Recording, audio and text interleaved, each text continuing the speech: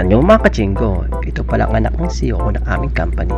So ngayon, nagpagpisahan namin pumunta muna kayo ng market. Siyempre, nagdala na rin tayo ng plastic at mahal ang plastic dito. Kung nakikita nyo dyan, medyo mainit pero hindi siya ganun kainit katulad ng Pilipinas. Marami din kayo makikita ng flowers pero hindi siya katulad ng flowers na karaan. Kasi nga ngayon patapos na yung spring season, pupunta na tayong summer. Dahil nga medyo mainit at nagpapawisan yung kilikili ng aming kasamahan, ay pumunta ka muna kami sa 7-Eleven para bumili na maiinom kasi medyo mainit. Siyempre sumama lang tayo dyan, kala mo talaga may bibilin, wala na nga tayong pera, palamig-palamig lang. Tama nga yung sabi nila, mahirap nga ipag-communicate sa mga Korean kasi hindi sila marunong mag-English. So tayo, may alam tayo kahit paano mga caption yung ginamit natin. Ayan, video-video lang tayo sa mga tinadaanan natin kasi nga bawal nga videohan yung mga tao. So may nagbibenta rin pala sila mga hayop katulad ng rabbit, manok. Gusto ko sanang bumili pero bawal pala sa company namin yan. At wala na rin tayong pera. So papakita ko na lang yung mga nadadaanan nating gulay, kung magkano yung presyo nila. Marami rin pala mga seafood dito sa market na pinuntahan namin, mga bago sa mukha ko na nakikita ko lang sa K-drama.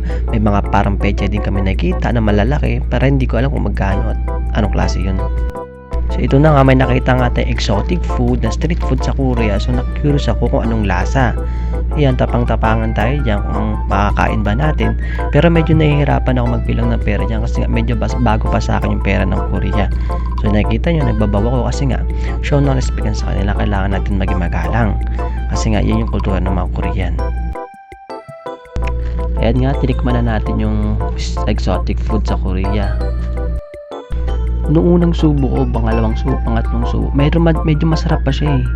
Parang lasang hipon. Medyo masarap talaga siya.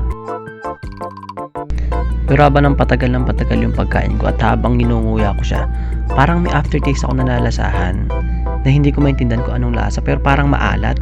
Kaya nung time na yun, parang nasusuka ako. Nakikita yung pangit yung mukha ko, yun ang pangit na. Tawa nga lang tawa yung mga kasamaan ko dyan kasi nga ang mahal din na bili ko dyan. 3,000 won yung bili ko dyan.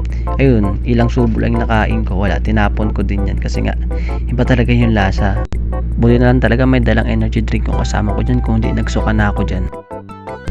Siyempre after natin mag-supper sa exotic food ay kumain muna tayo ng parang pancake nila. Noong unang kagat ko, kala ko wala talaga siyang lasa.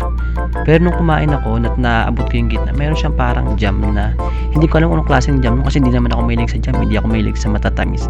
So basta parang jam yung lasa niya, masarap din siya, worth it din. Hindi ko alam kung magkano to kasi libre lang yan ang kasama namin eh. Siyempre dyan, tatanong tayo kung magkano yung mga presyo ng mga bilihin nila kasi medyo mahal yung iba kaya napagpasya na bumili na lang sa ibang tindahan. Ayun nga, medyo napapakapot ako dyan kasi hindi ko alam kung paano ko sasabihin na next na lang kami bili.